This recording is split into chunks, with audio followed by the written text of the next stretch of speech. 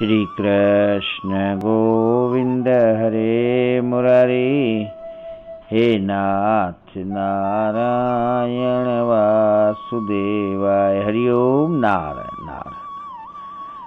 अष्टावक्र गीता प्रकरण 18वां, सूत्र 13। अनुवाद। जीवन मुक्त योगी के लिए कर्तव्य कर्म कुछ भी नहीं है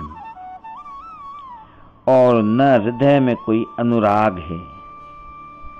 वह संसार में यथा प्राप्त जीवन जीता है। व्याख्या। इसी क्रम में अष्टावक्र जी कहते हैं कि जीवन मुक्त योगी के लिए कर्तव्य कर्म कुछ भी नहीं है। कर्मों का सांसारिक उद्देश्य होता है धन, सुख, मान सम्मान, शांति, ऐश्वर्य, पद प्रतिष्ठा आदि की प्राप्ति। वह कर्म करके कुछ प्राप्त करना चाहता है जिससे वह संसार में सुखपूर्वक एवं सम्मान के साथ जी सके। इसीलिए फलाकांक्षा उसमें निहित रहती है।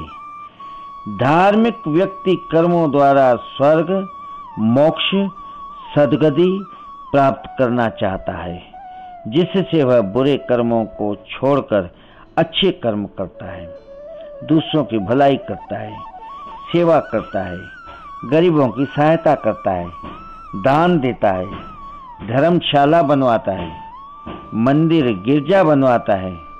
ये सब कर्म वह धार्मिक दृष्टि से करता है ताकि उसका आगे अच्छा फल मिले।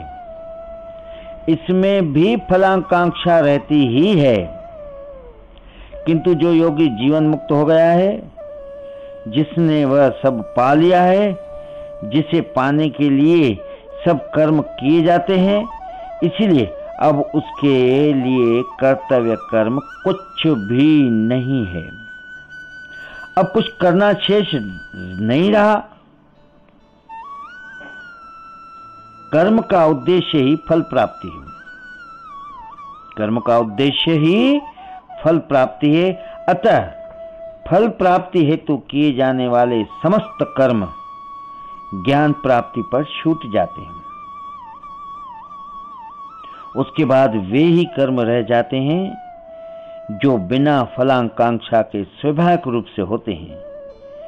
ऐसे कर्म कर्तव्य कर्म नहीं होते, खेल रूप से, स्वाभाविक रूप से,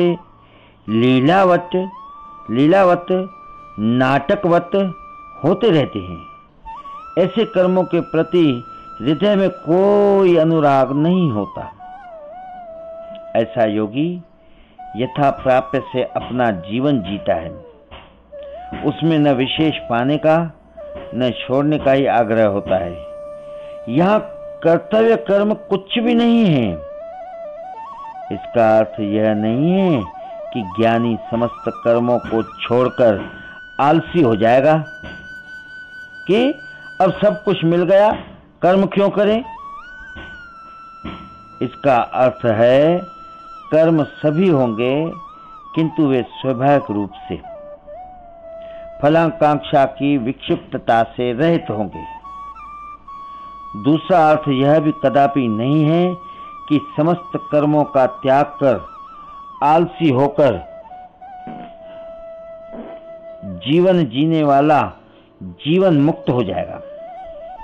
ऐसा करने वाला भी अहंकार से ग्रसित है, जिससे वह पाखंडी ही है, ज्ञानी नहीं है।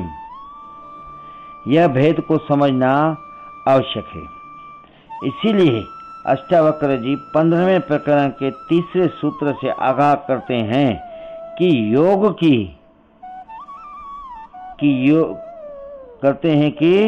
भोग की अभिलाषा करने वाले के लिए यह तत्व बोध त्यक्त है, अर्थात त्याग है, करना है। जिनमें फलाकांक्षा है वे सब भोग के अभिलाषी हैं। जिनको दिया गया यह तत्व बोध अमृत के बजाय उल्टा विष का काम करेगा। जिनमें फलाकांक्षा है वे सब भोग के अभिलाषी हैं। उनको दिया गया यह तत्वबोध अमृत के बजाय उल्टा विष का काम करेगा। वह कर्तव्य भ्रष्ट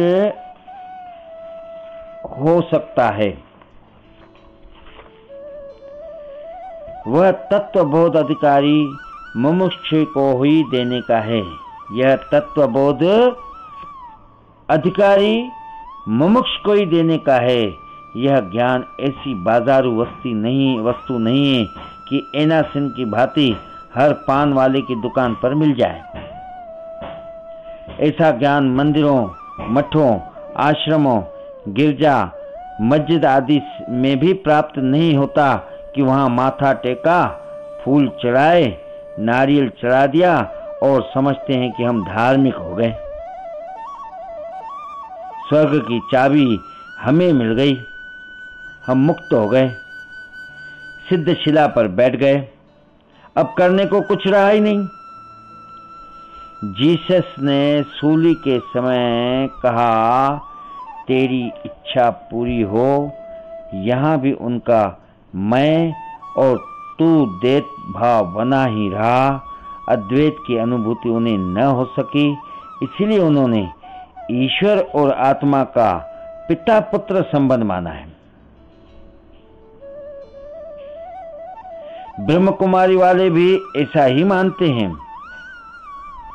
महावीर को तो आत्मा आत्मा में भी भेद ज्ञात हुआ, इसीलिए वे अनेक आत्माएं मानते रहे।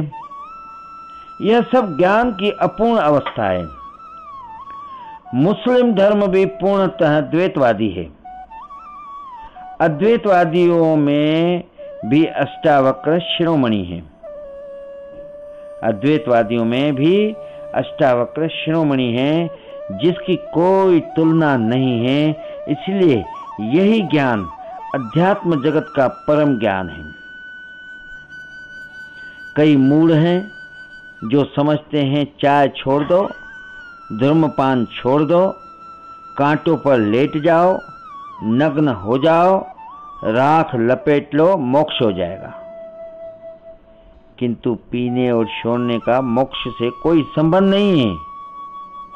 किंतु पीने और छोड़ने का मोक्ष से कोई संबंध नहीं है। मोक्ष का संबंध पदार्थों के त्याग से नहीं, वृत्तियों के शांत होने से है। छोड़ने की बातें करने वाले विकृत मस्तिष्क वाले ही हैं। मन की अच्छी बुरी सभी वृत्तियों को शांत हो जाना ही मोक्ष है। मन की अच्छी बुरी सभी वृत्तियों का शांत हो जाना ही मोक्ष है।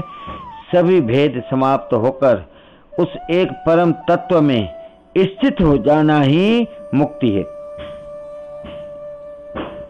सभी भेद समाप्त होकर उस एक परम तत्व में स्थित हो जाना ही मुक्ति है।